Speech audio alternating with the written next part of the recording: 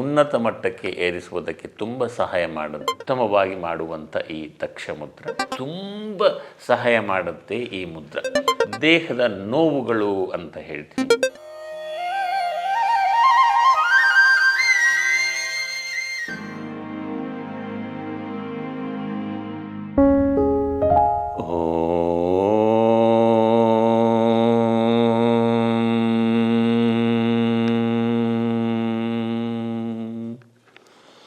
ನಮಸ್ಕಾರ ಆತ್ಮೀಯರೇ, ಹಂಸಯೋಗದ ಯೂಟ್ಯೂಬ್ ಕಾರ್ಯಕ್ರಮಕ್ಕೆ ಸ್ವಾಗತ ಸುಸ್ವಾಗತ. ಇಂದಿನ ವಿಷಯ ಎಂದಿನಂತೆ ಮುಂದುವರಿದಂಥ ಮುದ್ರೆಯ ಭಾಗಗಳು. ಈ ಮುದ್ರೆಯಿಂದ ಅನೇಕ ಲಾಭಗಳು ಸಿಗುವಂಥದ್ದು ಸರ್ವೇ ಸಾಮಾನ್ಯ. ಎಲ್ಲ ಮುದ್ರೆಗಳು ಕೂಡ ಲಾಭ ಸಿಗುತ್ತೆ. ಆದರೆ ಈ ಹೆಸರು ಕೂಡ ಒಂದು ವಿಶೇಷವಾಗಿರುವಂಥದ್ದು ಹೆಸರು ಕೂಡ. ಈ ಹೆಸರೇ ಹೇಳುತ್ತೆ ನಿಮ್ಮನ್ನು ಉನ್ನತ ಮಟ್ಟಕ್ಕೆ ಏರಿಸುವುದಕ್ಕೆ ತುಂಬ ಸಹಾಯ ಮಾಡುತ್ತೆ ಎನ್ನುವಂಥದ್ದು. ಕೆಲವೊಬ್ಬರಿಗೆ ಇಲ್ಲಿ ಕೆಲವೊಂದು ಮುದ್ರೆಗಳು ಆರೋಗ್ಯದ ಸಮಸ್ಯೆಯನ್ನು ನಿವಾರಣೆ ಮಾಡ್ತವೆ. ಕೆಲವೊಂದು ಮುದ್ರೆಗಳು ಮನಸ್ಸಿನ ಸಮಸ್ಯೆಯನ್ನು ನಿವಾರಣೆ ಮಾಡ್ತವೆ, ಮನಸ್ಸಿನ ಗೊಂದಲಗಳು. ಕೆಲವೊಂದು ಮುದ್ರೆಗಳು ನಮ್ಮ ಲೋ ಎನರ್ಜಿಯನ್ನು ಉತ್ತಮ ರೀತಿಯಲ್ಲಿ ಏರಿಸುವುದಕ್ಕೆ ಸಹಾಯ ಮಾಡ್ತವೆ. ಈ ಮುದ್ರೆ ಆಗಲ್ಲ, ಎಲ್ಲವನ್ನು ಮಿಶ್ರಣವಾಗಿರುವಂಥ ಈ ಮುದ್ರೆ. ಮೊದಲಿಗೆ ಈ ಮುದ್ರೆಯ ಹೆಸರು ಹೇಳ್ತೀನಿ. ಇದು ತಕ್ಷ ಮುದ್ರಾ ಅಂತ ಬರುತ್ತೆ. ಶಾಸ್ತ್ರೀಯ ಪದ್ಧತಿಯಲ್ಲಿ ಬರುವಂಥ ಈ ಮುದ್ರೆ, ಶಾಸ್ತ್ರೀಯ ಪ್ರಕಾರದಲ್ಲಿ ಬರುವಂತಹ 300ಕ್ಕೂ ಅಧಿಕ ಮುದ್ರೆಗಳಿದೆ. ಶಿವ 84 ಲಕ್ಷ ಮುದ್ರೆಗಳನ್ನು ಮಾಡಿದನಂತೇಳಿ ಪ್ರತೀತಿ ಇದೆ. ಆದರೆ ಅಷ್ಟೆಲ್ಲ ಕಲಿಯೋದಕ್ಕೆ ನಮಗೆ ಸಾಧ್ಯ ಇಲ್ಲ. ಕೆಲವರಿಗೆ 1-2 ಮುದ್ರೆ ನೆನಪಿಡಿಯೋದು ಕೂಡ ಭಾಳ ಕಷ್ಟ ಇದೆ. ಈ ತಕ್ಷ ಅಂದರೆ ಏನಪ್ಪ ಅಂತಂದರೆ ಕ್ರಿಯೇಟಿವ್, ಅಂದರೆ ಸೃಜನಶೀಲತೆ ನಿಮ್ಮಲ್ಲಿ ಹೆಚ್ಚು ಮನೆ ಮಾಡಿಸುತ್ತೆ ಈ ಮುದ್ರೆ. ಹಾಗೆ ಆರೋಗ್ಯದ ಸಮಸ್ಯೆಯನ್ನು ಸಂಪೂರ್ಣವಾಗಿ ನಿರ್ಮೂಲನೆ ಮಾಡುವಂಥದ್ದು. ಜೀರ್ಣ ಪ್ರಕ್ರಿಯೆ ನಿಮಗೆ ಯಾವಾಗ ಉತ್ತಮವಾಗಿ ಬರುತ್ತೆ ಆಗ ನಿಮ್ಮ ದೇಹದ ಪ್ರತಿಯೊಂದು ಅಂಗಗಳು ಬಲಿಷ್ಠ ಆಗ್ತಾ ಬರ್ತವೆ. ಪ್ರತಿಯೊಂದು ಅಂಗಗಳು ಬಲಿಷ್ಠ ಆದ ನಂತರ ಆರೋಗ್ಯ ತನ್ನಷ್ಟಿಗೆ ತಾನೇ ಬರುತ್ತೆ, ಹೌದಲ್ವೇ? ಮನಸ್ಸಿನ ಗೊಂದಲಗಳು ಅನೇಕ ಇರುತ್ತದೆ. ಒಂದಲ್ಲ, ಸಾವಿರಾರು, ಲಕ್ಷಗಟ್ಟಲೆ, ಕೋಟಿಗಟ್ಟಲೆ ಇರುವಂಥದ್ದು. ಒಂದು ಹುಟ್ಟಿದ ನಂತರ ಮತ್ತು ಇನ್ನೊಂದು ಹುಟ್ಟುತ್ತೆ, ಇನ್ನೊಂದು ಅದಕ್ಕೆ ಎಂಡ್ ಅನ್ನುವಂಥದ್ದು ಇರುವುದಿಲ್ಲ. ಅದಕ್ಕೆ ಲೆಕ್ಕ ಹಾಕುವುದಕ್ಕೆ ಕಷ್ಟ ಆಗುತ್ತೆ. ಅದರಿಂದ ಅಷ್ಟು ಸಾವಿರ, ಲಕ್ಷ, ಕೋಟಿ. ಅದೇ ರೀತಿ ನಮ್ಮ ಆರೋಗ್ಯ ಸಮಸ್ಯೆಗಳು ಕೂಡ ಅನೇಕ ರೀತಿ ಇದೆ. ಆರೋಗ್ಯವನ್ನು ಉತ್ತಮವಾಗಿ ಮಾಡುವಂಥ ಈ ದಕ್ಷ ಮುದ್ರ, ಮನಸ್ಸಿನಲ್ಲಿ ಇರುವಂತಹ ಗೊಂದಲಗಳನ್ನು ದೂರ ಮಾಡುವಂತಹ ಮುದ್ರ. ಮನಸ್ಸಿನ ಗೊಂದಲ ಅಂತಂದರೆ ಇದ್ದಕ್ಕಿದ್ದಂಗೆ ಯಾರೋ ಏನೋ ಮಾತಾಡ್ತಾ ಇರ್ತಾರೆ, ಅದು ನನಗೇ ಆಗುತ್ತೆ ಅನ್ನುವಂಥ ಇದ್ದಕ್ಕಿದ್ದಂಗೆ ಆಂಗ್ಸೈಟಿ ಸ್ಟಾರ್ಟ್ ಆಗುವಂಥದ್ದು, ಭಯ, ಆತಂಕ. ಒಬ್ಬರು ಹೇಳ್ತಾರೆ ಒಂದು ಕಡೆ, ನಿಮ್ಮ ದೇಹದಲ್ಲಿ ಬಲ ಎಷ್ಟಿದೆ ಅನ್ನುವುದು ಇಂಪಾರ್ಟೆಂಟ್ ಅಲ್ಲ, ನಿಮ್ಮ ಹೃದಯದಲ್ಲಿ ಧೈರ್ಯ ಎಷ್ಟಿದೆ ಅಂತ ಹೇಳ್ತಾರೆ.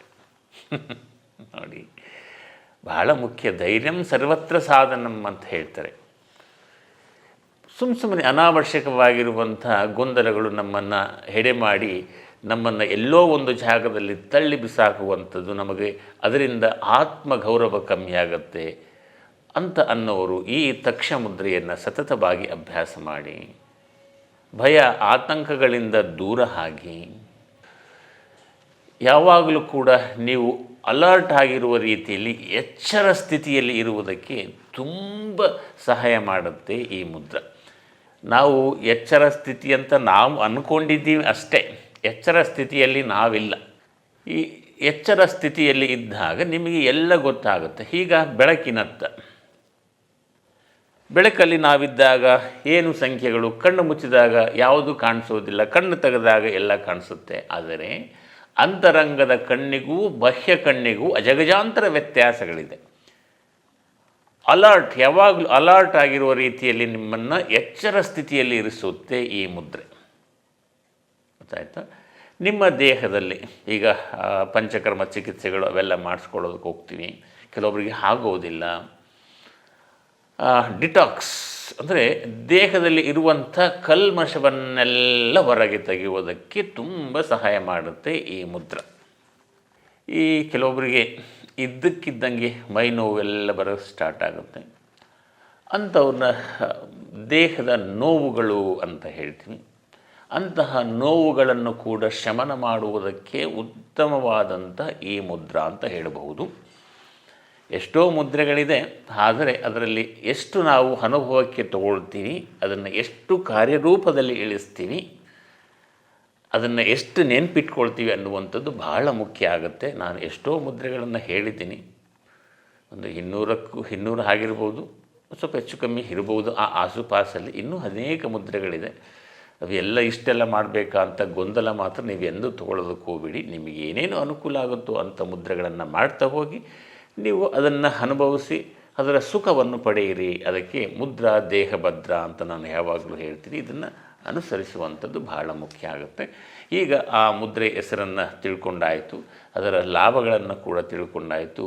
ಕೊನೆಯಲ್ಲಿ ಈಗ ಆ ಮುದ್ರೆ ಯಾವುದು ಅಂತ, ಯಾವ ರೀತಿ ಮಾಡಬೇಕು, ಆ ಮುದ್ರೆ ಹೇಗೆ ಮಾಡಬೇಕು ಅಂತೇಳಿ ಸ್ವಲ್ಪ ನೋಡೋಣ ಬನ್ನಿ. ಈಗ ಹಾಗಾದರೆ ಇದರಲ್ಲಿ ಬಹಳ ಮುಖ್ಯವಾಗಿ ಎರಡೂ ಕೈಗಳನ್ನು ಈ ರೀತಿ ಕ್ರಾಸಲ್ಲಿ ತರುವಂಥದ್ದು. ಎಡಗೈ ಕೆಳಗಡೆ ಇರಬೇಕು, ಬಲಗೈ ಮೇಲಿರಬೇಕು. ಈ ತೋರು ಬೆರಳನ್ನು, ಈ ಎಡಭಾಗದ ತೋರು ಬೆರಳನ್ನು ಈ ರೀತಿ ಬಲಗೈಯಿಂದ ಈ ರೀತಿ ಲಾಕ್ ಮಾಡ್ಕೋಬೇಕು. ಆನಂತರ ಈ ಕಿರಿ ಬೆರಳನ್ನು ಈ ರೀತಿ ಲಾಕ್ ಮಾಡಬೇಕು. ಇಷ್ಟು ಹಿಡಿದ್ರೆ ಸಾಕು, ಇದು ತಕ್ಷ ಮುದ್ರೆ ಆಗುತ್ತೆ. ಈ ಎರಡೂ ಕೈಗಳು ಈ ರೀತಿ ಇರಿಸಬೇಕು ಅಷ್ಟೇ. ಈ ಹೆಬ್ಬೆರಳುಗಳು ಕೂಡ ಈ ರೀತಿ ಫ್ರೀ ಆಗಿರಬೇಕು. ಇದನ್ನು ಆದಷ್ಟು ಈ ರೀತಿ ಪ್ರೆಸ್ ಮಾಡೋದೇ ಬಹಳ ಮುಖ್ಯವಾಗಿ. ಇದನ್ನು ವಾಯುತತ್ವದ ಬೆರಳಿನಿಂದಲೇ ಈ ರೀತಿ ಪ್ರೆಸ್ ಮಾಡ್ಕೋಬೇಕು. ಈ ಕೈಗಳು ಅದೇ ರೀತಿ ಇರಬೇಕು ಸಹಜವಾಗಿ. ಈ ಚೆಸ್ಟ್ ಹತ್ರನೇ ಇಟ್ಕೊಂಡು ನೀವು ಈ ಮುದ್ರೆಯನ್ನು ಮಾಡಬೇಕಾಗುತ್ತೆ. ಈ ಮುದ್ರೆಯನ್ನು ಅಭ್ಯಾಸ ಮಾಡುವುದಾದರೆ 10 ರಿಂದ 15 ನಿಮಿಷಗಳ ಕಾಲ ಅಭ್ಯಾಸ ಮಾಡಬೇಕು. ಸತತ ಅಲ್ಲ ಇಲ್ಲಿ ಯಾವುದೇ ಕಾರಣಕ್ಕೂ. ನಿಮಗೆ 5 ನಿಮಿಷ, 1 ನಿಮಿಷ, 2 ನಿಮಿಷ, 3 ನಿಮಿಷ ಹೀಗೆ ಸ್ವಲ್ಪ ಆದ ನಂತರ ಕೈ ನಾವು ಸ್ವಲ್ಪ ಸಡಿಲಿಸಿ ಮತ್ತೆ ಹಾಗಿಂದ ಆನಕ್ಕಿಟ್ಕೊಂಡು ಈ ರೀತಿ ಬನ್ನಿ. ಕೂತ್ಕೊಳ್ಳುವಂಥ ಅಭ್ಯಾಸ ಬೆಳೆಸಿ. ಮೊದಲು ಮಾಡುವಂಥದ್ದಕ್ಕೆ ಸ್ವಲ್ಪ ಕ್ಲಿಷ್ಟಕರ ಇರುವಂಥ ಈ ಮುದ್ರೆ, ಮತ್ತು ಹಾಗೆ ಗೊಂದಲ ಕೂಡ ಇದೆ. ಹೆಂಗೆ ಲಾಕ್ ಮಾಡಬೇಕಂತ ನಾನು ತುಂಬ ಸುಲಭ ತೋರಿಸಿದ್ದೀನಿ, ಕಷ್ಟ ಏನು ಆಗೋದಿಲ್ಲ. ಈ ಪ್ರಾಣಾಯಾಮ ಮಾಡುವ ಸಂದರ್ಭದಲ್ಲಿ ಅಂದರೆ ಕಪಾಲಭಾತಿ, ವಿಲೋಮ ಪ್ರಾಣಾಯಾಮ, ಉಜ್ಜಯಿ ಪ್ರಾಣಾಯಾಮ, ಸುಖ ಪ್ರಾಣಾಯಾಮ, ಧ್ಯಾನ ಸ್ಥಿತಿಯಲ್ಲಿ ಕುಳಿತು ನೀವು ಈ ಮುದ್ರೆಯನ್ನು ಅಭ್ಯಾಸ ಮಾಡಬಹುದು. ಉತ್ತಮವಾದಂಥ ಲಾಭದಾಯಕ. ಯಾರಿಗೆಲ್ಲ ಕ್ರಿಯೇಟಿವಿಟಿ ತುಂಬ ಕಮ್ಮಿ ಇದೆ ಅಂಥವರು ಉತ್ತಮವಾಗಿ ಈ ಮುದ್ರೆಯನ್ನು ಬಳಸಿ ಕ್ರಿಯೇಟಿವಿಟಿಯನ್ನು ಹೆಚ್ಚಿಸಿಕೊಳ್ಳುವಂಥದ್ದು. ಕನ್ನಡದಲ್ಲಿ ಅದನ್ನು ಸೃಜನಶೀಲತೆ ಅಂತ ಕರೀತಾರೆ. ನೋಡಿ ಆ ಶಬ್ದ ಎಷ್ಟು ಚೆನ್ನಾಗಿದೆ, ಸೃಜನಶೀಲತೆ. ನೋಡಿ ಆ ನಮ್ಮ ಕನ್ನಡ ಪದಗಳೇ ಹಾಗೆ ಅಲ್ವೇ. ಈ ರೀತಿ ಸರಳವಾದ ರೀತಿಯಲ್ಲಿ ಮುದ್ರೆಗಳನ್ನು ಅನುಸರಿಸಿ ನಿಮ್ಮ ಜೀವನದ ಗುಣಮಟ್ಟವನ್ನು ದಿನೇ ದಿನೇ ಹೆಚ್ಚಿಸಿ. ನೀವು ಪ್ರತಿಯೊಂದು ಹಂತದಲ್ಲಿ ಕೂಡ ಅಷ್ಟೇ, ಎಂದೂ ಕೂಡ ಆತರ ಬೀಳುವಂಥದ್ದು ಬೇಡ. ಕನ್ಫ್ಯೂಸ್ ಮಾಡಿಕೊಳ್ಬೇಡಿ, ಯಾವುದೇ ಕಾರಣಕ್ಕೂ ಗಡಿಬಿಡಿ ಬೇಡ. ಶಾಂತ ಮನಸ್ಕರಾಗಿ ತಾಳ್ಮೆಯಿಂದ ಎಲ್ಲವೂ ಕೂಡ ಮಾಡುವಂಥ ಸ್ಥಿತಿಗೆ ಮೊದಲು ಪ್ರಾರಂಭ ಮಾಡಿ. ತಲ್ಲಣಿಸಿದುರು ಕಂಡ್ಯ ತಾಳು ಮನವೇ ಎಲ್ಲರನ್ನು ಸಲಹುವನು, ಇದಕ್ಕೆ ಸಂಶಯವಿಲ್ಲ. ಅದಕ್ಕೆ ಎಕ್ಸಿಟ್ ಮಾತ್ರ ಎಂದೂ ಆಗಬೇಡಿ. ಎಲ್ಲದಕ್ಕೂ ಕೂಡ ಒಂದು ಪರಿಹಾರ ಎನ್ನುವಂಥದ್ದು ಇದ್ದೇ ಇದೆ. ಅದಕ್ಕೆ ನೀವು ಯಾವುದೇ ಕಾರಣಕ್ಕೂ ಕನ್ಫ್ಯೂಸ್ ಮಾಡ್ಕೋಬೇಡಿ. ಮೊದಲು ನಿಮ್ಮನ್ನು ನೀವು ನಂಬಿ. ನಿಮ್ಮನ್ನು ನೀವು ನಂಬಬೇಕಂದ್ರೆ ಏನು ಮಾಡಬೇಕು? ಈ ರೀತಿಯಾಗಿ ಸುಲಭವಾಗಿರುವಂಥ ಮುದ್ರೆಗಳನ್ನು ನೀವು ಮಾಡಬೇಕು. ಆಗ ನೀವು ಎಂದೂ ಕೂಡ ವಿಚಲಿತ ಆಗುವುದಿಲ್ಲ. ನಿಮಗೆ ಏನು ಬೇಕು ಎಲ್ಲವನ್ನು ಕೊಡುವುದಕ್ಕೆ ಸತತ ಸಿದ್ಧವಾಗಿ ನಿಂತಿದೆ ಈ ವಿಶ್ವ. ಕೊಡೋದೆಲ್ಲ ಕೊಟ್ಬಿಟ್ಟಿದೆ, ಮತ್ತು ಎಕ್ಸ್ಟ್ರಾ ಕೊಡುವಂಥದ್ದು ಏನಿಲ್ಲ. ನಾವು ತಗೋಬೇಕಾಗಿದೆ ಅಷ್ಟೇ ವಿಶ್ವದಲ್ಲಿ. ಯದ್ಭಾವಂ ತದ್ಭವತಿ. ನೀವು ಹೇಗೆ ನೀವು ಹೇಗೆ ಯೋಚನೆ ಮಾಡ್ತೀರಿ ಅದೇ ರೀತಿ ಲಾಭಗಳು ನಿಮಗೆ ಆಗುತ್ತೆ. ನೀವು ಯೋಚನೆ ಮಾಡೋದಕ್ಕೆ ಆಗೋದಿಲ್ಲ, ನನಗೆ ಕಷ್ಟ ಇದೆ, ನಾನು ಬಡವ, ನಾನು ಆ ರೋಗಗ್ರಸ್ತ, ನಾನು ಆ ಜಾತಿಯವನು ಈ ಜಾತಿಯವನು ನೀವು ಅಂದ್ಕೊಂಡ್ರೆ ನೀವು ಅಲ್ಲೇ ಇರ್ತೀರಿ. ಅದೆಲ್ಲ ಬಿಡಬೇಕು, ಮೈ ಕೊಡಬೇಕು, ಅಹಂ ಬ್ರಹ್ಮಾಸ್ಮಿ ಅನ್ಕೋಬೇಕು, ನೀವೇ ಬ್ರಹ್ಮ ಅನ್ಕೋಬೇಕು. ಆದರೆ ಬ್ರಹ್ಮ ನೀನೇ ಆಗಬೇಕು, ನಿನ್ನನ್ನು ನೀನು ತಿಳಿಬೇಕಂದ್ರೆ ನಿನ್ನನ್ನು ಫಸ್ಟು ನೀನು ನಂಬಬೇಕು. ಈ ರೀತಿ ಒಳ್ಳೆಯ ವಿಚಾರಗಳನ್ನೇ ಕೇಳಬೇಕು, ಒಳ್ಳೆಯ ವಿಚಾರಗಳನ್ನೇ ಅನುಸರಿಸಬೇಕು, ಒಳ್ಳೆಯ ವಿಚಾರಗಳನ್ನೇ ಮಾಡುವಂಥದ್ದು. ಎಲ್ಲ ಒಳ್ಳೆಯತನ ಇದ್ದಾಗ ಆಗ ನೀವು ಅಹಂ ಬ್ರಹ್ಮಾಸ್ಮಿ ಆಗ್ತೀರಿ, ಅಯಮಾತ್ಮ ಬ್ರಹ್ಮ ಆಗ್ತೀರಿ. ಇಲ್ಲದಿದ್ದರೆ ಹೀಗೆ ಹೀಗೆ ಹೀಗೆ ಹೋಗ್ತಾ ಇರ್ತದೆ. ಅದಕ್ಕೆ ನಾವು ಎಲ್ಲವನ್ನು ಕೂಡ ಸಾತ್ವಿಕ ಮನೋಭಾವನೆ ರೀತಿಯಲ್ಲಿ ನಾವಿರಬೇಕು, ಸತ್ವ ಗುಣಗಳನ್ನು ಅನುಸರಿಸಬೇಕು. ಆಗ ಎಲ್ಲವೂ ಕೂಡ ಒಳ್ಳೆಯದಾಗುತ್ತೆ ಅನ್ನುವಂಥದ್ದಕ್ಕಿಂತ ಒಳ್ಳೆಯದಾಗಿದೆ ಅನ್ನುವಂಥದ್ದು ಬಹಳ ಮುಖ್ಯ. ನಾನು ಸುಖವಾಗಿದ್ದೀನಿ ಅಷ್ಟೇ, ಫಿನಿಶ್. ನಾವು ಭೂಮಿಗೆ ಬಂದಿರುವಂಥದ್ದು ಯಾಕೆ ಅನ್ನುವಂಥದ್ದು ಎಷ್ಟೋ ಜನಗಳಿಗೆ ಕೂಡ ಅದು ಗೊತ್ತಿಲ್ಲ, ಗೊಂದಲಮಯವಾಗಿದೆ. ಯಾಕಂದರೆ ನಮ್ಮ ಸಮಾಜ ಆ ರೀತಿ ಇದೆ. ಅದು ಹೇಗೆ ಇರಲಿ, ನಾವು ಬಂದಿರುವಂಥದ್ದು ಸುಖ ಪಡೋದಕ್ಕೆ. ಕೆಲವರು ಹೇಳ್ತಾರೆ ಕರ್ಮವನ್ನು ಅನುಭವಿಸೋದಕ್ಕೆ ಬಂದಿದ್ದೀವಿ ಅಂತ. ಕರ್ಮ ಎಲ್ಲ ಅನುಭವಿಸಿ ಆಗಿದೆ ಹಿಂದೆ ಎಲ್ಲ. ಈಗ ಬಂದಿರುವಂಥದ್ದು ಸುಖ ಪಡುವುದಕ್ಕಾಗಿ, ಸುಖ ಆದ ನಂತರ ಮೋಕ್ಷವನ್ನು ಪಡೆಯುವುದಕ್ಕಾಗಿ. ಕರಶ್ಚ ಭೋಗಶ್ಚ ಮೋಕ್ಷಶ್ಚ ಅಂತ ಹೇಳುತ್ತೆ. ನಮ್ಮ ಕೈಗಳಲ್ಲಿ ಸುಖ, ಭೋಗ ಅಂದರೆ ಸುಖವನ್ನು ಮೊದಲು ಅನುಭವಿಸಬೇಕು. ಸುಖ ಅನುಭವಿಸ್ತಾ ಏನಾಗುತ್ತೆ, ಅಹಂಕಾರಕ್ಕೆ ಎಡೆ ಮಾಡಿಕೊಡುತ್ತೆ. ಎಚ್ಚರದ ರೀತಿಯಲ್ಲಿರಿ, ನಾನಲ್ಲ ನನ್ನದಲ್ಲ ಎನ್ನುವಂತಹ ರೀತಿಯಲ್ಲಿ ಬದುಕಿ ಬಾಳಿ, ಆಗ ಮೋಕ್ಷ ಪ್ರಾಪ್ತಿ ಆಗುತ್ತೆ. ಇದು ಒಂದು ಸ್ವಲ್ಪ ಕ್ಲಿಷ್ಟಕರ ಆಗುತ್ತೆ, ಕೆಲವರಿಗೆ ಅರ್ಥ ಆಗಲ್ಲ. ಸ್ವಲ್ಪ ಏನೋ ಈ ಶಬ್ದ ಹಾಗೆ ಬಂತು, ಹಾಗೆ ಹೇಳಿಬಿಟ್ಟಿದ್ದೀನಿ. ಇದನ್ನ ಹೇಳಬೇಕಂದ್ರೆ ತುಂಬ ಟೈಮ್ ತೊಗೊಳುತ್ತೆ. ಆದರೆ ಬೇಡ, ಇದು ಈಗ ಇಷ್ಟು ಸಾಕು. ನೀವು ಬಂದಿರುವುದು ಯಾಕಂತೇಳಿ ತಿಳ್ಕೊಳ್ಳಿ. ಅದರ ಪ್ರಕಾರವಾಗಿ ನಿಮ್ಮ ಕರ್ಮಗಳು ಅಂತಂದ ತಕ್ಷಣವೇ ಕೆಲಸವನ್ನು ಮಾಡ್ತಾ ಹೋಗಿ, ಅದೇ ರೀತಿ ಮಾಡ್ತಾ ಹೋಗಿ ಎಲ್ಲವೂ ಕೂಡ ಸಿಗುತ್ತೆ. ಸುಖವಾಗಿರಿ, ಸಂತೋಷವಾಗಿರಬೇಕು.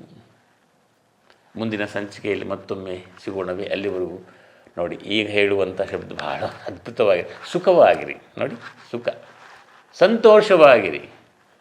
ಸಂತೋಷಕ್ಕೆ ಯಾವುದೇ ಕಾರಣಕ್ಕೂ ಧಕ್ಕೆ ಮಾಡದೆ ನಗ್ನಗ್ತಾ ಇರಿ. ನೋಡಿ ಎಷ್ಟು ಚೆನ್ನಾಗಿದೆ ಇವೆಲ್ಲ. ಸುಖ, ಸಂತೋಷ, ನಗು, ಎಷ್ಟು ಚಂದ ನೋಡಿ. ಅದಕ್ಕೆ ಸುಖವಾಗಿರಿ, ಸಂತೋಷವಾಗಿರಿ, ಯಾವಾಗಲೂ ನಗುವುದಕ್ಕೆ ಮಾತ್ರ ಧಕ್ಕೆ ಮಾಡದಿರಿ. ಆದರೆ ಬೇಗ ಮಲಗಿ, ಬೇಗ ಹೇಳುವಂಥ ಹವ್ಯಾಸಗಳನ್ನು ಬೆಳೆಸಿಕೊಳ್ಳಿ. ಉತ್ತಮವಾದ ಜೀವನ ನಿಮ್ಮದಾಗುತ್ತೆ. ಲೋಕ ಸಮಸ್ತ ಸುಖಿನೋ ಭವಂತು, ಸನ್ಮಂಗಳಾನಿ ಭವಂತು. ಓಂ ಶಾಂತಿ ಶಾಂತಿ ಶಾಂತಿ. ವೀಕ್ಷಕರ ಗಮನಕ್ಕೆ ನಿಮ್ಮ ಅನಿಸಿಕೆ ಅಥವಾ ಅಭಿಪ್ರಾಯಗಳನ್ನು ಕಾಮೆಂಟ್ ಮುಖಾಂತರ ವ್ಯಕ್ತಪಡಿಸಬಹುದು.